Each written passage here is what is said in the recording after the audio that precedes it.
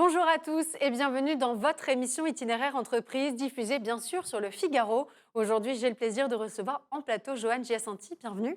Merci. Merci beaucoup d'être avec nous en plateau en tant que CEO de Sofratesa, une entreprise latino-américaine leader en matière d'infrastructures de transport et de télécommunications. Si j'ai bien compris, vous êtes donc spécialisé dans ce domaine très spécifique. Pourquoi avoir fait le choix? Pourquoi vous êtes implanté sur la zone latino-américaine? Beh, je suis venu il y a très, très longtemps, en République dominicaine, donc comme attaché commercial en faisant mon service militaire à l'époque, ça s'appelait VSNE ou VSNA même, c'est volontaire du service national en entreprise ou en administration, c'est ça. Et donc je suis resté finalement en République dominicaine après mes 2 ans de service militaire et j'ai commencé à représenter des sociétés européennes, notamment françaises, sur toute l'Amérique latine. Et ça s'est transformé finalement depuis une société de représentation en une société industrielle. C'est-à-dire qu'on fait, on fabrique des choses, on construit, on opère et on maintient des grands projets de transport, d'infrastructure. Et justement, vous l'avez dit, pour développer des projets d'envergure comme ceux-ci, vous vous associez à d'autres partenaires. Quelles sont les différentes étapes qui existent pour concrétiser un projet? Est-ce que vous avez peut-être un exemple pour l'imager tout simplement? Beh, bien sûr, par exemple, je vais vous donner l'exemple du téléphérique de Guayaquil. Guayaquil, c'est la première ville d'Équateur, c'est-à-dire que Quito est la capitale et Guayaquil est la grande ville industrielle, c'est un port sur le Pacifique. Donc, ils avaient besoin de faire un projet pour alimenter une ville de l'autre côté du fleuve, à 3 kilomètres de la ville, qui s'appelle Duran. Et donc, la meilleure façon d'arriver pour les gens depuis le centre-ville jusqu'à Duran, c'était avec un téléphérique qui traverserait un fleuve de 2,5 km, presque 3 kilomètres de large. Donc, on est allé voir le client, on l'a convaincu de faire ce projet. Ils ont lancé un appel d'offres où il fallait qu'on apporte un financement international. On a apporté un financement international. On a investi une grande partie en capital et on a fait ce projet donc, qui maintenant est, je dirais, le projet phare de Guayaquil. C'est un superbe téléphérique D'accord. fabriqué donc par Sofratesa et Poma. Poma est la société française que vous connaissez certainement très bien, qui est le leader mondial des téléphériques. Alors, comme vous savez, les téléphériques sont normalement utilisés pour le ski. Donc, C'est l'imaginaire, voilà, en tout cas dans voilà, c'est l'imaginaire l'imaginaire. collectif, c'est ce Voilà. qu'on pense. Mais maintenant, on en fait de plus en plus pour les transports urbains, notamment pour dégager des zones ou pour traverser des reliefs ou pour traverser des fleuves ou des grandes places, etc. Ce qui vous laisse autant d'opportunités à venir. Exactement, mais en France aussi, il y en a beaucoup. Mmh. Ce que je comprends aussi au travers de vos mots, c'est que le lien au territoire, il est particulièrement important derrière la dimension business, entre guillemets. Est-ce qu'il y a des enjeux sociétaux qui vous motivent, qui vous animent? Bah, bien sûr, parce que ce type de transport, donc, vous savez que dans ces pays, très souvent, les transports sont extrêmement mauvais. C'est-à-dire qu'ils peuvent mettre 10-15 personnes dans un taxi public, 50 personnes dans un petit autobus qui en contient 20, etc. Alors que là, vous avez quand même des normes de sécurité qui sont importantes. Dans les cabines, on peut mettre, enfin, on peut mettre que des gens assis, c'est-à-dire qu'on peut mettre entre 8 et 10 personnes.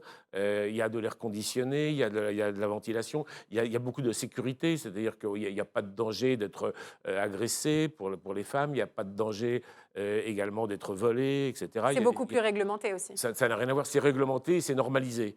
Donc c'est ça l'avantage. Et ça, c'est très très important au niveau sociétal. Et en plus, il y a l'aspect vert, il y a l'aspect écologique donc de ce transport qui ne consomme pas beaucoup d'électricité et qui consomme encore moins de fuel. Donc un vrai moyen de progression pour ces pays Exactement, en développement. exactement. Vous mobilisez donc à la fois un savoir-faire local, mais aussi un savoir-faire international. Comment est-ce que ça se concrétise dans votre manière de travailler? Comment est-ce que vous mettez les deux en musique? Bah, généralement, il y a des appels d'offres qui se font et on demande des sociétés qui sont à la fois qui ont la technologie pour faire les projets, mais on demande également des sociétés qui ont la capacité de comprendre, d'engager des gens locaux, de s'adapter, je dirais, au système local, d'engager des gens, de travailler localement avec des conditions qui sont parfois très très dures. Donc, si vous le faites seul, une société française, une société étrangère, elle a du mal. Si c'est une société seulement locale, elle a du mal aussi. Donc on arrive à combiner un peu les deux. Donc c'est notre business model d'arriver à combiner les deux. Mais on n'est pas que des agents, c'est-à-dire qu'on n'est pas que des représentants qui obtenons des contrats. On fait les travaux au niveau industriel. On fait, par exemple, dans ce projet de Guayaquil ou dans des projets de métro, on fait 50% du projet, hein. Donc il y en a Vous qui êtes présent sur construisent toute la chaîne, en fait. sur C'est ça toute qui est la intéressant. chaîne depuis les études, depuis l'ingénierie, depuis le design, depuis la construction, jusqu'à la maintenance et ensuite après la maintenance, vous avez l'opération et on fait tout ça. Exactement. Et à ce titre, vous avez été d'ailleurs distinguée en tant qu'une des premières sociétés EFE. Qu'est-ce que ça représente pour vous? Alors, EFE, donc les chambres de commerce internationales, donc, enfin la chambre de commerce française, donc internationale, et les conseillers du commerce extérieur, donc je suis le président donc, pour la région Caraïbes, donc se sont réunis et finalement ont dit bah, il faudrait reconnaître les Français qui habitent à l'étranger, qui font des grands projets, et ils se plaignent parfois de ne pas être considérés comme Français au niveau des financements, au niveau de pouvoir recevoir des stagiaires français, au niveau de pouvoir recevoir également des VIE, des volontaires internationaux entreprises. Donc, ils ont créé ce système qui s'appelle EFE, donc, qui sélectionne des entreprises françaises qui appartiennent à des Français qui vivent à l'étranger. Et donc, on a été une des premières EFE dans le monde. Voilà.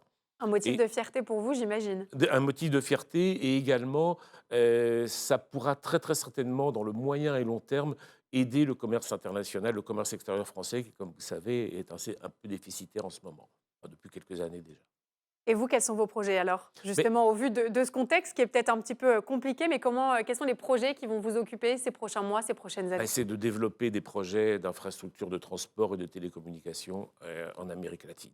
Donc de s'ouvrir dans plusieurs autres pays dans lesquels nous ne sommes pas, comme le Mexique, comme le Chili, Qui le ont des Brésil, besoins similaires? qui ont des besoins similaires également. Alors c'est des pays beaucoup plus gros, donc elles ont déjà des Déjà entreprises certaines locales. infrastructures? Ouais, elles ont des infrastructures, mais justement, il y a beaucoup. Par exemple, le Mexique est un pays qui a beaucoup de villes de plus d'1 million d'habitants. Il doit avoir peut-être une cinquantaine de villes de plus d'1 million d'habitants au Mexique. Et donc, c'est des pays où petit à petit, il y aura des métros à construire, il y aura des téléphériques à construire, il y aura des téléphériques à agrandir, à opérer, des chemins de fer, etc. Et vous serez présent pour Et on les sera présent. accompagner à le faire dans les meilleures conditions. Exactement. Merci beaucoup, Joanne Giacinti. Je rappelle que vous êtes le CEO de Sofratesa, on l'a compris, une entreprise latino-américaine leader en matière d'infrastructures de transport et de télécommunications. Merci beaucoup pour ce partage d'expertise en plateau. Merci beaucoup. Et quant à nous, on se retrouve très vite pour une nouvelle émission Itinéraire Entreprise, toujours diffusée sur le Figaro. Je vous dis à très bientôt.